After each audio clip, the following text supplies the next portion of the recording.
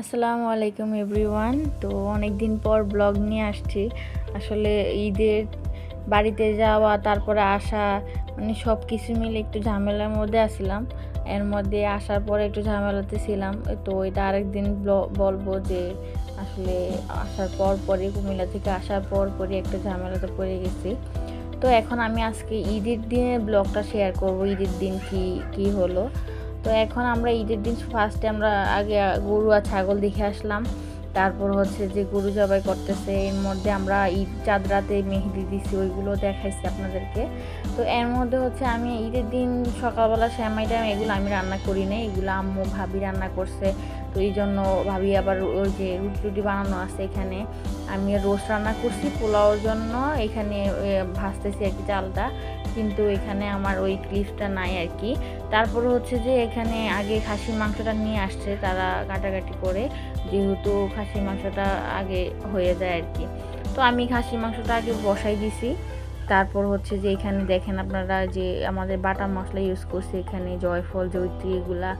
আসলে খাসির মাংসতে বেশি মশলা ইউজ করলে মানে ওই গন্ধটা থাকে না, আর খাসি মাংস সবাই গন্ধের জন্য খাইতে পারে না। তো আমি একটু মশলা বেশি করে দিছি, যে আদা রসুন, তারপর হচ্ছে বাদাম বাটা, কাজু বাদাম বাটা দিছি। আমি গরুর মাংস রান্না করছি ওইটাতে কাজু বাদাম দিছি, আর খাসি মাংস রান্না করছি ওইটাতেও কাজু বাদাম দিছি।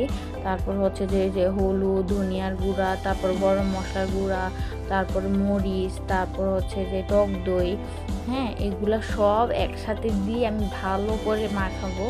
আর এই মাখাইতে কিন্তু আমার হাত একদম অনেক জায়গায় গেছে হাড্ডির কারণে।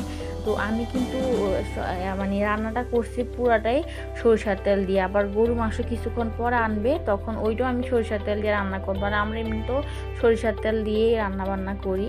তো এখন পেঁয়াজ বেরাস্তা করছিলাম, ওই পেঁয়াজ বেরাস্তাগুলো দিয়ে দিলাম। তারপরে হচ্ছে যে এখন এটা ভালো করে মাখাইতে হবে, আর টক দইটা দিতেছি আর কি। হ্যাঁ, তো এইগুলো সব কিছু দিলে গ্রেভিটা একটু ঘন হয়, আর মানে মাংসটা আসলে অন্যরকম। আর এমনি তো কুরবানির মাংস একটু অন্যরকমই হয়। আর সবাই বলছিল যে এটা অনেক মজা হয়েছে, আমার শ্বশুরও বলছে যে আসলে খাসির মাংসটা অনেক মজা হয়েছে।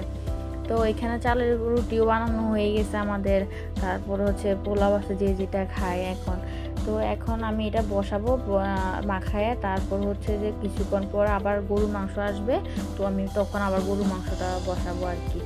তো এখন ওই যে এটা মাখানো হয়ে গেছে। আসলে মাখানোটা যত ভালো হবে, দেখেন কালারটা কি আসছে, মানে এক তো সরিষার তেলের, আর মানে খাসির মাংসের কালার এরকম অনেক সময় আসে না, কেমন জানি হলুদ আসে, কিন্তু এটার কালারটা অনেক সুন্দর হয়েছে সরিষার তেল দেওয়ার কারণে আর কি।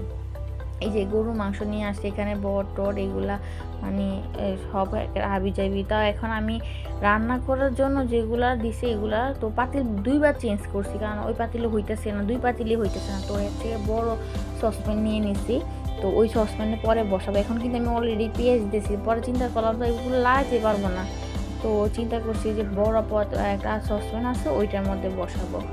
তো এখন আবার এই যে পাতিল চেঞ্জ করছি, তো পেঁয়াজগুলো নিচেই পড়ে রয়েছে, যেহেতু আমি ওই পাতিল চেঞ্জ করছি। এখন আর একটু পেঁয়াজ দিতেছি। তো এখানে হলুদ, ওই যে খাসির মাংসতে যেইগুলো দিছি সেম মশলাগুলো এখানে আবার দিব, হলুদ, ধনিয়ার গুঁড়া, তারপরে যে মশলাগুলো বাটাবাটি করে রাখছে আগেই, যে জয়ফল জয়িত্রী এগুলা, স্টার মশলা, তারপর হচ্ছে যে এলাচ দারচিনি, হ্যাঁ, আর হচ্ছে ধনিয়ার গুঁড়া, তারপর হচ্ছে যে গরম মশলা, মানে আপনারা যারা যেভাবে কিন্তু অনেকে বলে, আপনি না বলে তো আসলে জানতাম না এইভাবে মশলা দিয়ে রান্না করে। কিন্তু অনেকেই নতুন রাঁধুনি আছে যে তারা নতুন রান্না করতেছে, অনেকে ভিডিওটা তাদের কাছে হেল্প লাগবে। তো এখন আমি এগুলোর মধ্যে ওই যে মশলা দিলাম, টক দইটা দিলাম, যা যা ছিল, আবার ওই যে পেঁয়াজ বেরেস্তা, লবণ, এগুলো সব কিছু দিয়ে দিব। দিয়ে তারপর হচ্ছে ভালো করে মশলা, আমার খাসি মাংস রান্নাতে আমার হাত তেমন কাটে নাই, কিন্তু যে গরুর মাংসটা যখন মাখাইতেছি তখন আমার হাত অনেক দিক দিয়ে কাটে গেছে, যেহেতু অনেক মাংস এখানে, এগুলো লাড়াচাড়া করতে হাত একদম কেটে গেছে। তারপর হচ্ছে যে এখানে আবার সরিষার তেল দিয়ে দিছি। তো সরিষার তেল দিয়ে তারপর আবার ভালো করে মাখাইতে হবে, পরে একটু তেল কম লাগছে আবার দিব আর কি।